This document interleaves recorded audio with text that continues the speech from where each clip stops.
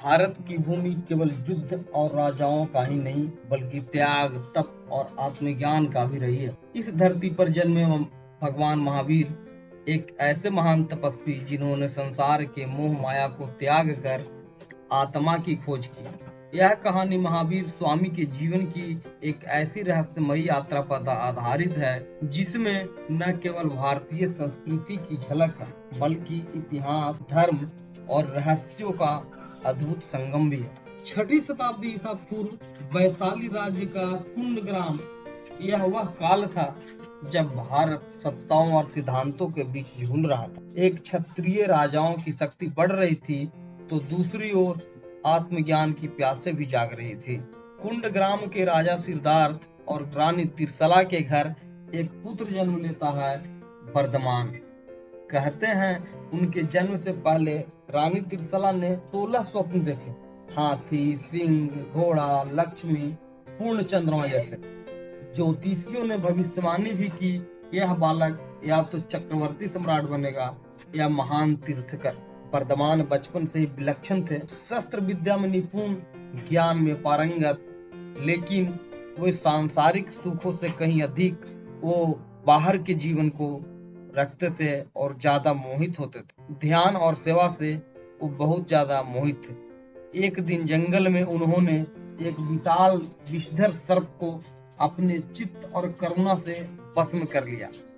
लोग उन्हें महावीर कहने लगे और वे महान वीर थे क्योंकि सर्प उनके अनुसार सब चीज करने लगा और वो उसको मोहित कर लिया। गृहस्थ जीवन की सीमाओं में बंधे वर्धमान ने विवाह तो किया, संतान भी हुई, परंतु भीतर उनके एक चिंगारी सी चल रही थी जो आत्मा की मुक्ति, आत्मा की खोज, परमात्मा से मिलन का एक उनके अंदर विचार हमेशा चलते रहता था। 30 वर्षों की आयु में वर्धमान ने गृह त्याग कर सत्य की खोज में संन्यास को धारण कर लिया।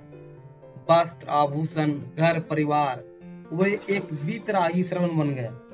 नन्हे पांव, बिना किसी वस्त्र के उन्होंने कठोर तपस्या भी ऐसी कि शरीर पर घास फूस जलम गए, जगह जगह घाव हो गए, किंतु मुख पर क्षमा और शांति की मुस्कान बनी रही। 13 वर्षों तक उन्होंने उपवास, ध्यान और मौन का व्रत रखा। वे गांव गांव गए, वन वन में भी छाटन करते रहे, कंद मूल फल खाकर अपना जीवन व्यतीत करते रहे, परंतु कभी किसी से कुछ न मांगते। कहते हैं एक बार एक गांव की दुष्ट स्त्री ने उन पर कूड़े फेंक दिया, पर महावीर मुस्कुराते रहे और वो बोला कि मैं क्रोध नहीं करूंगा, मुझे क्रोध नहीं करना चाहिए। महावीर जब मगध राज्य की सीमा पर पहुंचे तो एक रहस्यमयी गांव गुहारपुर आया। यह गांव किसी अभिशाप से श्रापित था। लोग कहते हैं इस गांव को किसी अभिशाप, किसी के श्राप लग गया है। वहां न तो सूरज की रोशनी आती थी और न ही बच्चे जीवित रहते थे। गांव के लोग भयभीत रहते थे और कहते हैं कि यह भूमि राक्षसी शक्तियों की है। लेकिन महावीर ने वहां रुकने का निश्चय किया। गांव वालों ने मना भी किया, परंतु वे मुस्कुराए और बोले कि जहां भय है वहीं तो अहिंसा है और वहीं अहिंसा की आवश्यकता भी है। रात का समय था, गहरा अंधकार छाया हुआ था, चारों ओर घोर सन्नाटा था। तभी एक चमत्कार हुआ। गांव के पुराने शिव मंदिर से एक तेज प्रकाश निकला। कुछ लोग कहते हैं वहां एक जोगनी राक्षसी जो है वो तपस्या करती थी, जो अब क्रूर बन चुकी थी। महावीर ध्यानस्थ हो गए। बिना डरे, बिना विचलित हुए, बिना झिझक के वो अपने ध्यान में मग्न रहे। अचानक जोरदार आंधी आई, वृक्ष उखड़ने लगे, मंदिर कांपने लगा।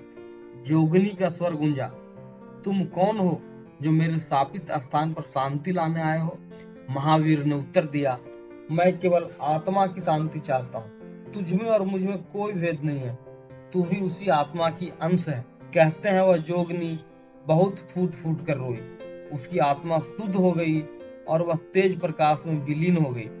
अगले दिन गांव में पहली बार सूरज की किरणें जब पड़ी तो लोग समझ गए कोई साधारण पुरुष नहीं, स्वयं भगवान तीर्थकर पधारे थे।